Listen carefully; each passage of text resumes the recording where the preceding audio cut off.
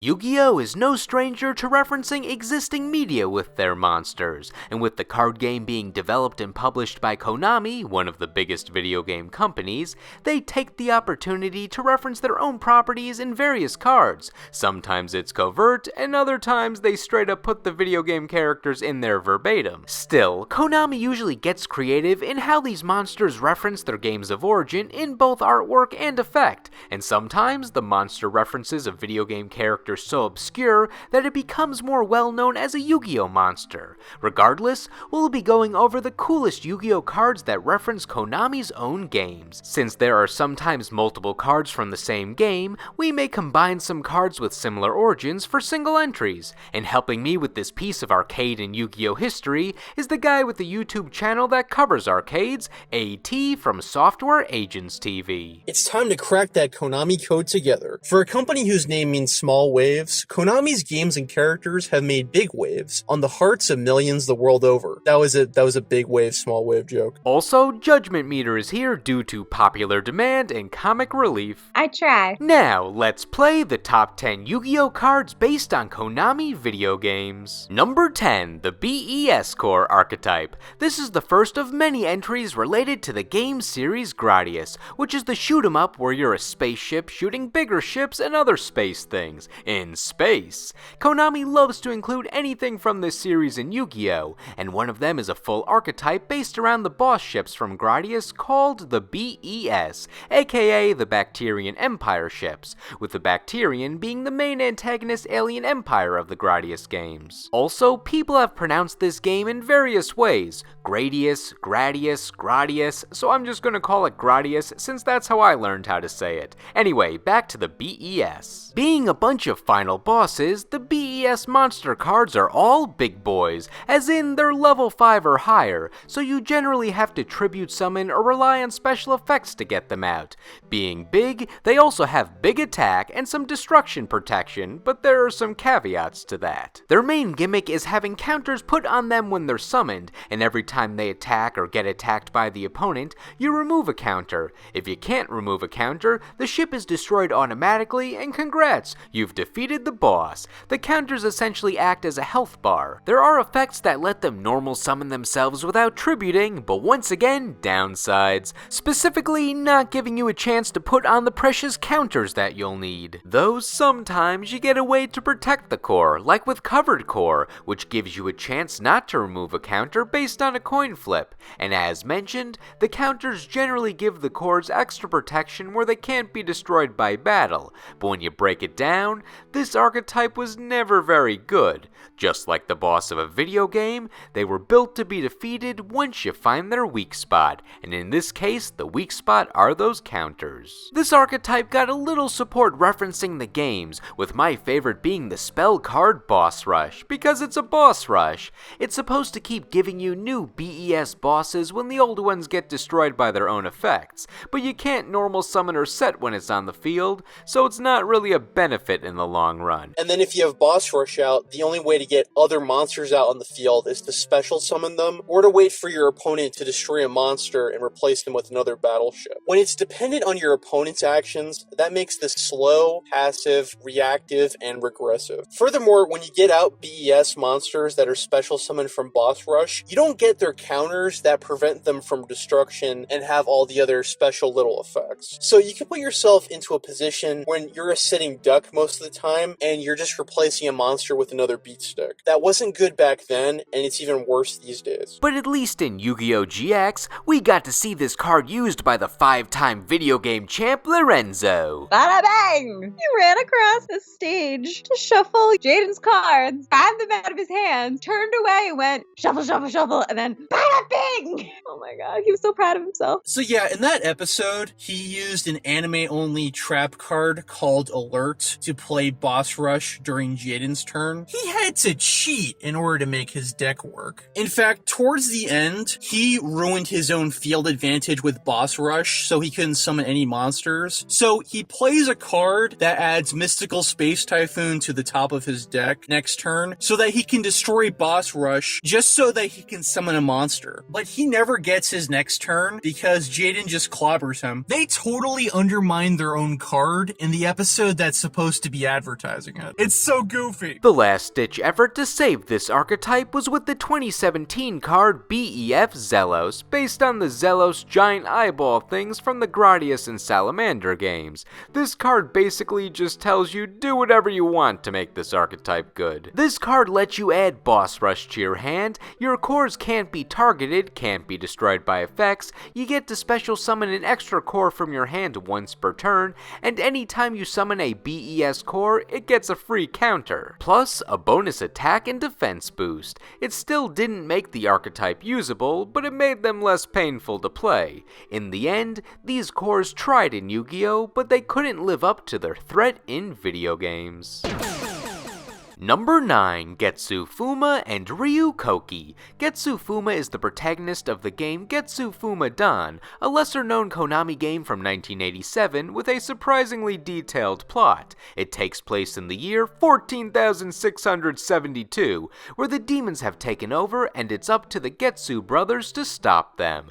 They fight the demon leader with their pulse blades, also known as, the Hadouken. Hadouken! 2 of the 3 brothers were slain, so it was up to the surviving one, Fuma, to go to Mad Demon Island to get vengeance for his brothers and defeat the demon leader. The game's a side-scroller, where Fuma slashes a bunch of demons and zombies on his way to the bosses, so to reflect that in Yu-Gi-Oh!, the card Getsu Fuma destroys all fiends and zombies at the end of the damage step regardless of their stats. You also get a nice view of what I assume is the demon world in the background of the card art. Oh, hot stuff. Ugh, I love him. And who's the demon leader final boss of the game? None other than Ryu Koki, or technically Ryu Kotsuki, who Ryu Koki was based on, where his final form is a skull-based dragon, as we saw him in Yu-Gi-Oh! Similar to the card Getsu Fuma, Ryu Koki destroys all spellcasters and warriors at the end of the damage step regardless of their stats, to reflect how he kills off many of them in-game,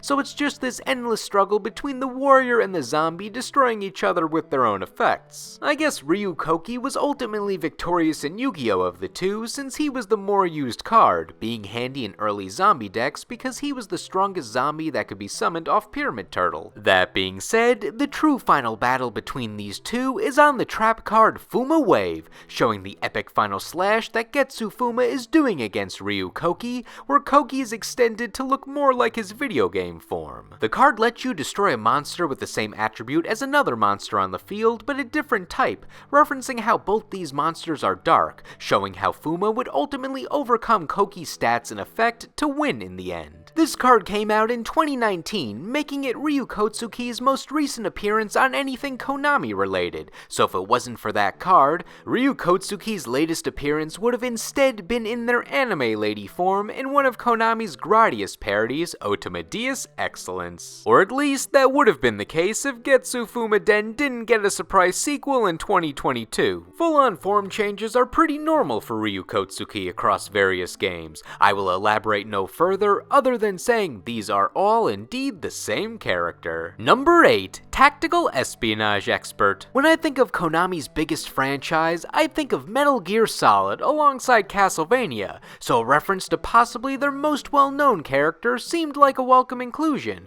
Tactical Espionage Expert was a thinly veiled reference to Metal Gear Solid's main character, Solid Snake. His suit was a nice replica of the Snake outfit, and he was sneaking around the hangar from Metal Gear Solid 2, though his head was less Solid Snake and more Light Yagami. His name even references Metal Gear Solid's original subtitle, just replace action with expert. I like the really tight shirt. It reminds me of Gundam Seed. And of course, they censored his gun internationally to look like he's about to play a round of laser tag, though for such a notable character reference, he was released in a kind of underwhelming series of cards only connected by having the same effect. In the Rise of Destiny set, Yu-Gi-Oh! Released 4 cards all with 1300 attack, 1200 defense, and the effect that you can't activate traps when these monsters are summoned, just when they're summoned. They're not Jinzo. The traps only won't activate right on their summon, so you avoid cards like Trap Hole or Torrential Tribute, but then the opponent can flip any other trap right after that window, so it's really just an effect for the sake of having an effect. The weird thing was, for referencing such a prominent video game character, they stuck him between some pretty unmemorable cards, like you have Eagle, Scary Fish, one of the greatest stealth soldiers in video game history, and Fireface, who kinda looks like Gozaburo Kaiba when he was destroying the virtual world.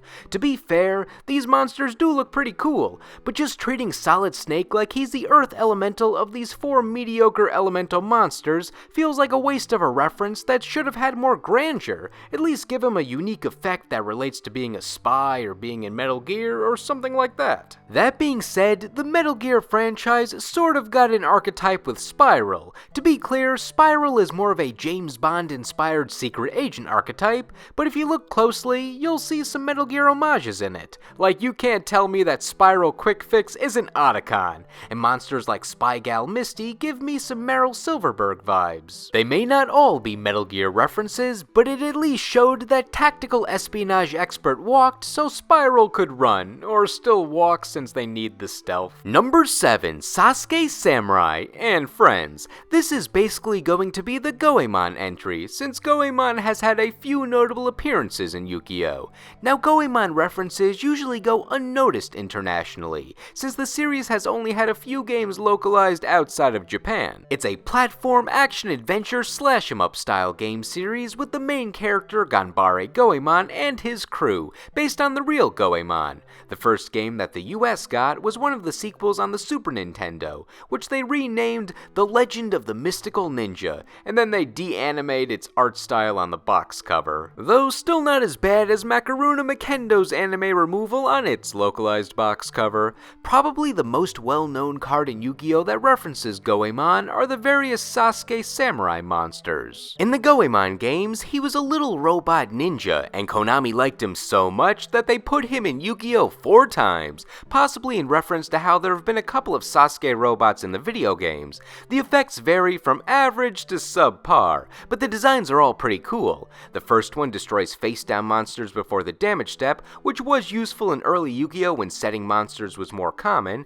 and his artwork has shading that makes him look like he's almost CG. Number 2 protects back row activation and is significantly less shaded, but he's got a big-ass sword. Aw, this one has cool eyebrows. Number 3 is for decks that mill and forces your opponent to draw until they have 7 cards in hand when it inflicts battle damage. Oh, give your opponent max C, why don't ya? This guy really hates cards. Don't pierce the cards, man. Just put them in a binder. Oh no, this just went too crazy. No, they just went one step too much. Don't worry, you'll love number 4. Oh no. Number 4's decked out in full samurai armor and has a mustache, and he's holding up his weapon as if he's about to deal the victorious blow. He can destroy anything before the damage step if he wins a coin flip, so get that fairy box luck and he can be invincible in battle. Oh no, I love him. Yeah, this is perfection. This is where it's at. So I like 4, 2, 1, 3. These samurai were all released fairly close to each other, but like the Goemon series as a whole, they stopped appearing in the mid-2000s, and Sasuke Samurai stopped at number 4.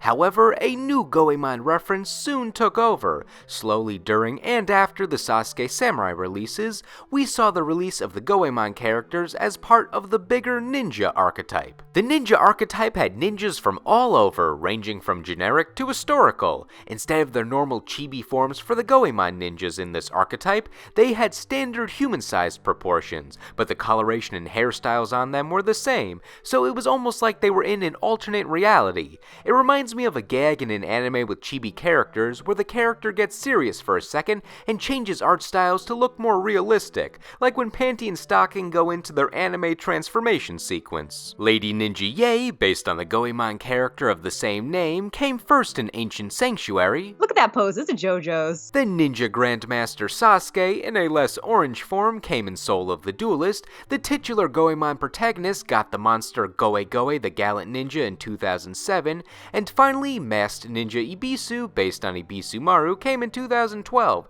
specifically supporting Goe Goe with his monster effect for the clear Goemon reference. Sasuke and Yae have always been my favorite of the bunch because they've they've appeared on other Ninja Trap cards, giving us a bit more story on them. Yae looks epic on the Ninja Transformation card, and Sasuke is doing the old log trick on the Ninja Decoy Trap, using Ancient Tree of Enlightenment for his decoy. Forget a log decoy, this guy uses a full-ass tree. Also, this tree is the brother of Trent, everyone's favorite Yu-Gi-Oh! Tree. Number 6. Vampire Hunter. As I said in the Tactical Espionage Expert segment, Castlevania is one of the big franchises I think of first when I hear Konami video games, so a reference to it in Yu-Gi-Oh! Seemed obvious, though they made it a quiet reference where they didn't overtly say that this Vampire Hunter character is related to anyone in the Belmont family from the Castlevania series. They just gave him a generic name like he's one of the early Yu-Gi-Oh! Monsters that's just named after their appearance or occupation. They could have just expanded his name to something like Belmont the Vampire Hunter, but the point is, we know where he's from. Vampire Hunter has the standard Belmont look, where he's got long hair and a whip. His Japanese name is Vampire Killer, which is indeed something the Belmont family does to the vampires, along with hunting them, so the name is accurate. Though the reason for that name is probably because Vampire Killer was the localized name of the first Castlevania game specifically for home computer releases, before Castlevania was the official international name of Akumajo Dracula, as it's known in Japan. The game Vampire Killer was basically the same as the NES version of Castlevania, but it was different enough to be considered a different game. The point is, for how generic the name Vampire Killer sounds for the Yu-Gi-Oh! Card, it makes sense when you look at this piece of Castlevania trivia. Looking at the Castlevania family tree, Vampire Hunter looks the most like Leon Belmont, who is actually the first Belmont chronologically, premiering in one of the prequel games on the PS2, though we have no confirmation who Vampire Hunter is technically supposed to be. With Yu-Gi-Oh! Also having a full vampire archetype, expectedly, a few Castlevania references have snuck in there too. I think Vampire Scarlet Scourge is almost a perfect copy of Alucard from Symphony of the Night. While they don't overtly say it, I think this was supposed to be their big Castlevania reference outside of Hunter. In general, I really like the Yu-Gi-Oh! Vampires because they don't all follow the same art style. Their usual motif is the gothic Victorian look, but sometimes Yu-Gi-Oh! Goes for a different vampire reference for one of their monsters, causing a different type of art style, like Vampire Duke having the Bela Lugosi feel to him, or Vampire Sorcerer looking like he's Vampire Hunter D. Because of this, it's hard to tell if some of the other Yu-Gi-Oh! Vampires are Castlevania references, or if Castlevania and Yu-Gi-Oh! Were just referencing the same piece of vampire media. Also, shoutouts to Vampire Sucker, who looks nothing like the other dark and dreary Yu-Gi-Oh! Vampires. Make a new Castlevania game and put her in it, or collab with Capcom and put her in a new Darkstalkers game. Also get us a new Darkstalkers game, Capcom. Number 5. Flint. Flint is one of the most creative ways a card has mimicked how it's used in its game of origin, where in-game, Flint would float around its ship and then equip to the ship for a power-up, and then it would get discarded, float around the ship a bit more until it was equipped to the ship again for a different power-up. In Yu-Gi-Oh!, Flint is an equip spell to go with how it was equipped in-game, but it has a negative effect, where the monster equipped with it loses 300 attack points and can't change its battle position or attack the opponent. However, when the monster equipped with Flint is destroyed, Flint equips itself to a different monster face up on the field rather than going to the graveyard, essentially floating around the field like it does in-game. I think I first discovered this card because like 17 years ago or so, Professor Oates used this card against me. I was a guinea pig for one of his strats. We had no idea where the card came from at the time. Flint's game of origin was another Konami shoot-'em-up called Zexis, or is it pronounced Zexis? Zexis? Wormzex? This game. Zexix was pretty much Konami's answer to R-Type, although you wouldn't know it based on the title. There is not a person or place in this game called Zexix. Although Zexix is like a power-up or something, you collect it. I'm assuming that Zexix is one of those names that you come up with when you want to be 100% sure that you control the trademark to the name. On one hand, it was weird to see Flint as a hindrance in Yu-Gi-Oh! While it was a buff in its game of origin, but it kinda makes sense when you look at the monster Flintlock, which was based on the main ship of the same name in Zexx. The monster Flintlock searches Flint, and when Flint's equipped to it, Flintlock is unaffected by Flint's negative effects and instead cannot be destroyed by battle, so it implies that Flint is only made to help out Flintlock and hurts anyone else who dares touch it. Flintlock can also willingly detach Flint like it does in-game and give it to another monster to give them the debuff. It was strange how Flint was released in 2004 and its ship wasn't released until 3 years after that, since usually Konami will pair these super specific monster equip combos in the same set. The reference all comes together with another card released in Flintlock's set called Flint Missile, where we get to see an action shot of what it looks like when Flintlock drops the Flint bomb on the enemies. This could have been the game's box art. The missile destroys whatever monster is currently equipped with Flint, and then the card can return to the deck because of course it can. It's related to Flint. You think this thing's ever hitting the graveyard? I like how this spell card turns Flint into the most dangerous game of hot potato, making Flint both dangerous in Yu-Gi-Oh! And in the game with the hard to pronounce name. Number 4, the Aitsu Gang. These guys are a series of cards who are all related in appearance, effect, and having Itsu at the end of their name. Aitsu and Koitsu were released in the Magician's Force set, and then Soitsu and Doitsu were in Cybernetic Revolution. They were all references to the Paradius series, which was a parody of Konami's Gradius series, where instead of being a spaceship shooting bigger ships and other space things in space, you're a bunch of random flying things shooting other random flying things. Many of the random things in these games are references, but I like how unexpected literally everything in these games are. One of the options of quote-unquote ships you could play as were these human-shaped guys on paper airplanes that could shoot items at the opponent. I got Aitsu in my first Magician's Force booster pack all those years ago. I was really drawn by the art and the fact that this guy had such bad stats for a 5-star monster. Obviously there had to be something to this guy, right? Why would Konami make a bad card on purpose? I remember being highly amused and wanting to know what was the deal with these naked Keith Haring-like stick figure guys. And you can't tell me that these guys are not naked. You see that? That's a butt. Because, you know, I like to do upside down yoga on an origami airplane too, naked. With how random their designs are, even with context, their existence in Yu-Gi-Oh! Is weird, from their look to their stats. With Aitsu and Koitsu coming first, their gimmick was having a union-monster relationship, with Magician's Force being the set to introduce unions, where Koitsu can equip himself to Aitsu to raise Aitsu's attack to 3000 and give him piercing and give him 1 hit of battle protection. It sounds a lot better than it is. With Aitsu being level 5 and Koitsu being level 10, the only real way to get each of them on the field at the time of their release was tribute summoning, so after wasting resources to get just one out, you'd then have to protect the hell out of the one you just summoned while getting prepared to summon the other one. Obviously, there were some other summoning methods that also take setup, but the point is, it was hard to get the payoff with these guys. I don't know why they made them so inefficient. Were they really afraid that the effect was going to be too strong if you could normal summon each one of them without tribute, or were they just making them weird to go with their weird appearance? I don't know why they held Soitsu and Doitsu for a set 2 years after the initial pair,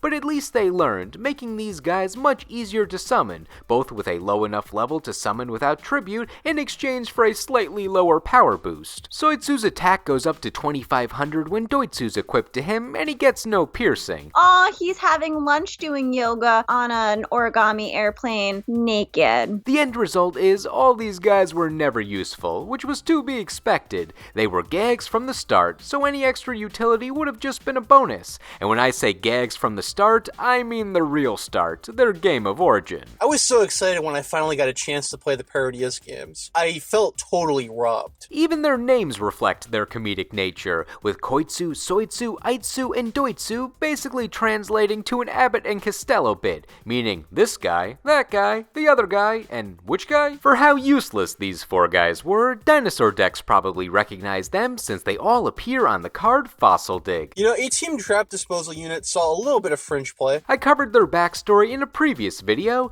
but essentially, after retiring from the paper airplane life, they all got a bunch of odd jobs in the monster world and found a purpose, or they all died. One of the cards they appear on is Gravity Collapse, showing the world going to hell, specifically where they're standing. Maybe they just end up in the Paradius world after after this?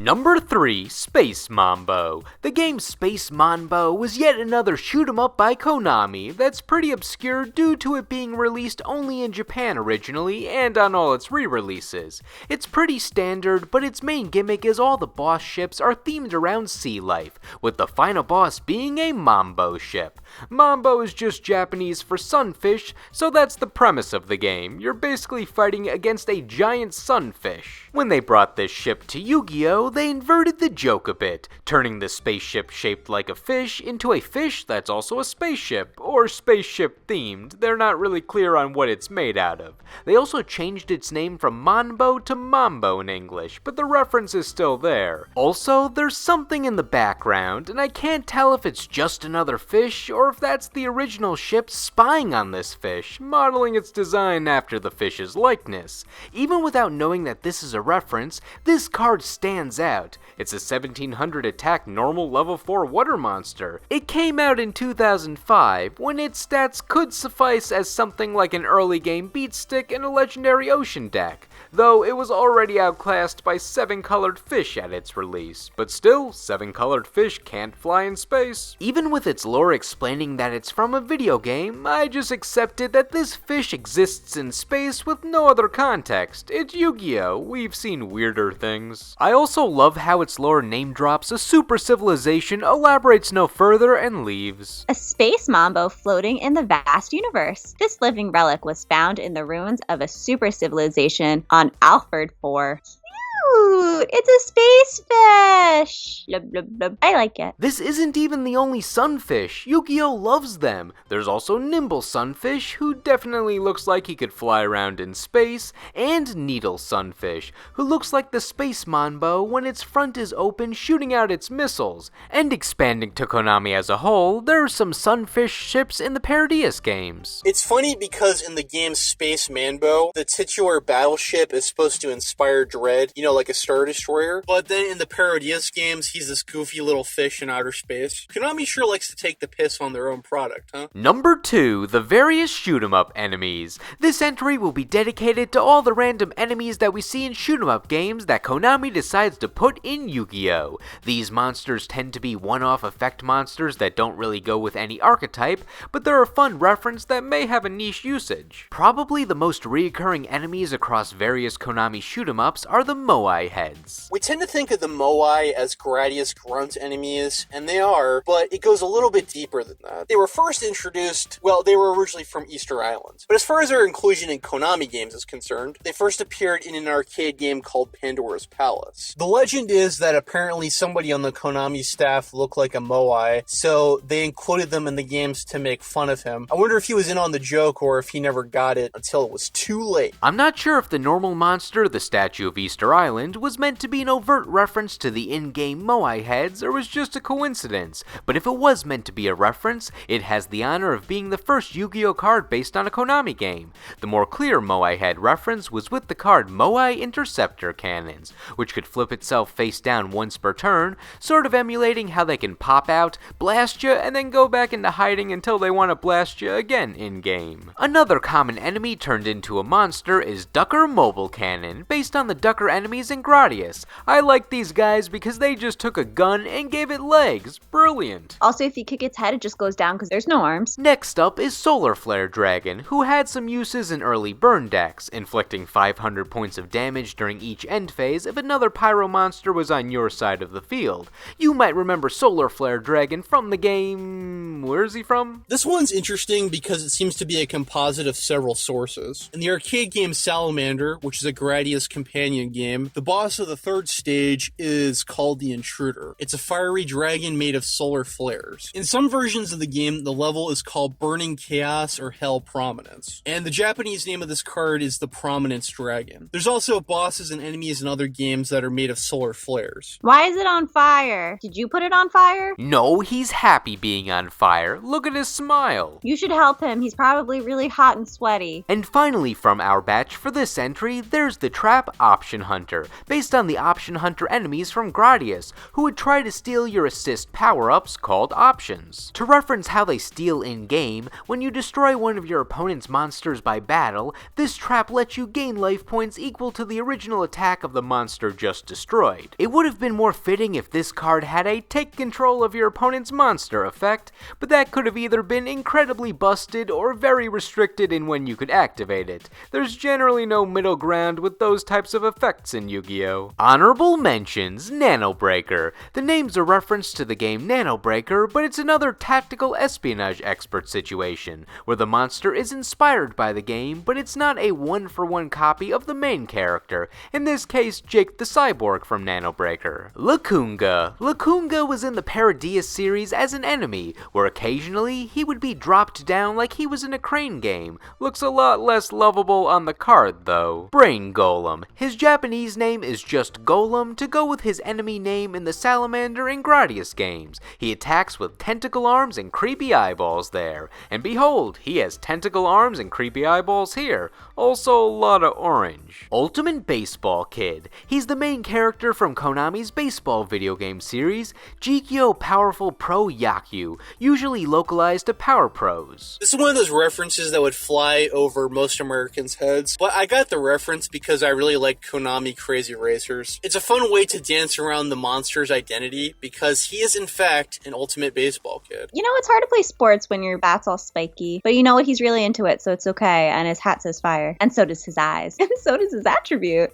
And much like Solar Flare Dragon, he saw some competitive play. And Different Dimension Reincarnation. For some of the Different Dimension cards, they like to spell it out as an acronym before writing the full name. And if the initials reference something else, Konami likes to have fun with it. Like how Different Dimension Master is one of Duke Devlin's cards in Duel Links because DDM can also stand for Dungeon Dice Monsters. And what does Different Dimension Reincarnation shorten to? DDR. This card is the closest thing we'll get to having Dance Dance Revolution as a Yu-Gi-Oh card. In Japanese, the reference is even more in your face where the letters take up the entire top of the card. The artwork is simply showing the premature burial guy coming back to challenge Johnny Steps to an expert difficulty dance-off. Number 1 was a pretty obvious choice for me. These cards may have only had niche uses ever since their debut, but they helped kick off the plethora of Konami video game references in Yu-Gi-Oh! And have kept chugging along over the years.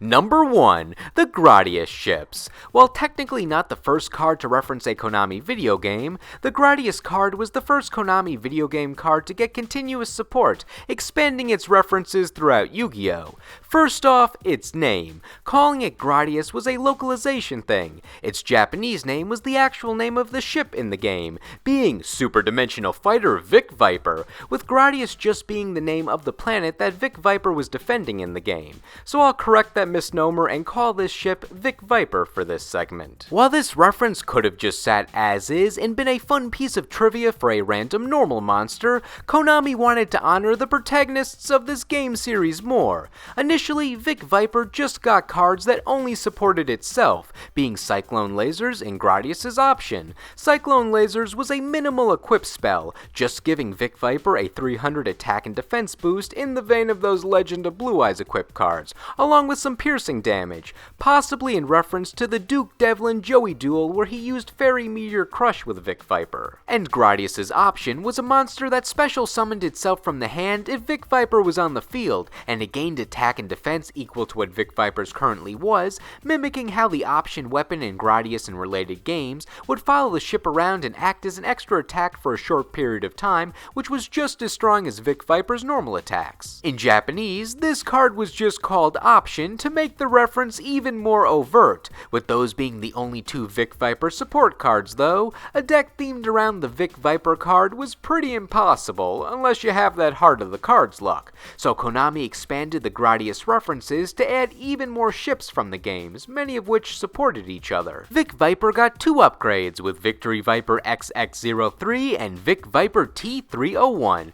Victory Viper was cool because it had both of the original Vic Viper support cards built into its effect, or when it destroys an opponent's monster, it can activate one of 3 effects. One effect gives it a 400 attack point boost, similar to Cyclone Lasers, and another effect lets you summon an option token, which copies Victory Viper's stats, similar to Gradius's option. The official appearance of an option token is even what it looks like in-game, in all its pixelated glory. As for T301, it can summon itself from your hand when your own monster battles your opponent's monster, as if it's coming from behind to back up its teammates. Plus, it boosts all light machine type monsters by 1200 attack, which just so happens to be the type attribute combination of all the other ships. As for other allies, Falchion Beta is another playable ship from Gradius, famous for its gravity bomb attack. So I guess a gravity bomb in Yu-Gi-Oh! Is a foolish burial or monster reborn effect, since when this card destroys a monster, you can either send one light machine with 1200 or less attack to the graveyard from your deck,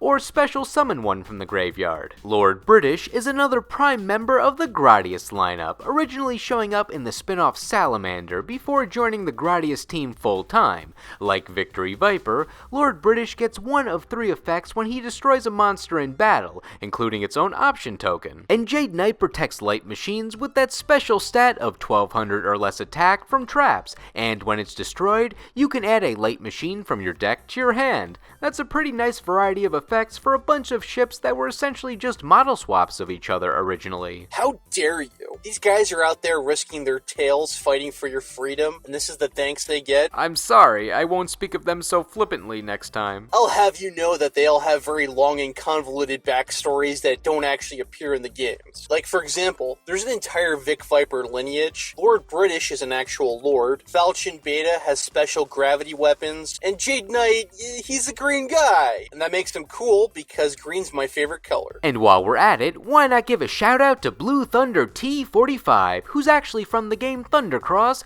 but also gets to summon its own option tokens when it destroys in battle. Finally, there's Delta Tri, which had the light machine 1200 attack combination of the other hero ships, but when it appeared in the game Gradius Gaiden, it was actually an enemy ship. The reason it's probably grouped with the good guys was because in its game of origin Lightning Fighters, or Trigon, it was the protagonist, so now I'm more interested to know why this ship all of a sudden had a heel turn in this game. Delta Tri's biggest attack in-game is a massive dragon laser named Trigon. Naturally, Trigon appears in Yu-Gi-Oh! 2 as a union monster, equipping itself to any machine, but granting the bonus effect to summon more light machines. While Trigon does act as generic machine support, it's clear that you're meant to equip this to Delta Tri, not just for the video game reference, but because the quick play spell Dragon Laser lets you nuke your opponent's side of the field if you send Trigon to the graveyard when it's equipped to Delta Tri specifically. Then Delta Tri can use its effect to recover a union monster from the graveyard, giving us more chances to use our orange Dragon Laser friend. Another flaming dragon. He's always been that way. He can't change who he is. People, stop lighting your dragons on fire! For whatever reason, Konami didn't give all these ship Yu-Gi-Oh! Cards a common name, so they were never counted as a real archetype. But they weren't fooling anyone with what they meant by saying 1200 or less attack light machine monsters for all their effects. It was a pseudo-archetype. The Gradius ships are mostly there as an in-joke. They were never really competitive. They just didn't have enough attack power to cut it. But Jade Knight got some use in a few decks, and Vic Viper T301, which is the Vic Viper from Gradius 5, it's not without its uses. There were other Easter eggs involving these ships too, like how Brain Golem negates light monster effects to show how he's an enemy of these ships in-game and all these ships are light attribute, or how one of these ships appears on the card's safe zone, referencing, well, a safe zone in a shoot-'em-up game where you can't get hit by enemies. This is a pretty cool card because Safe Zone is not a person or place from the Gradius games, but it's more of a concept. And it goes into further territory because the Safe Zone mentality is used in other shooter games. So for continuously showing up and beating the odds every time, or at least being a fun reference for arcade fans out there, the Gradius ships land at the top of this list. Now, what did you think? Were all these references at the top of the leaderboards, or were there some that were so obscure that they even evaded our eyes? Which were your favorites overall? Let us know in the comments. Anyway, thank you all for watching, and we will see you in the next video.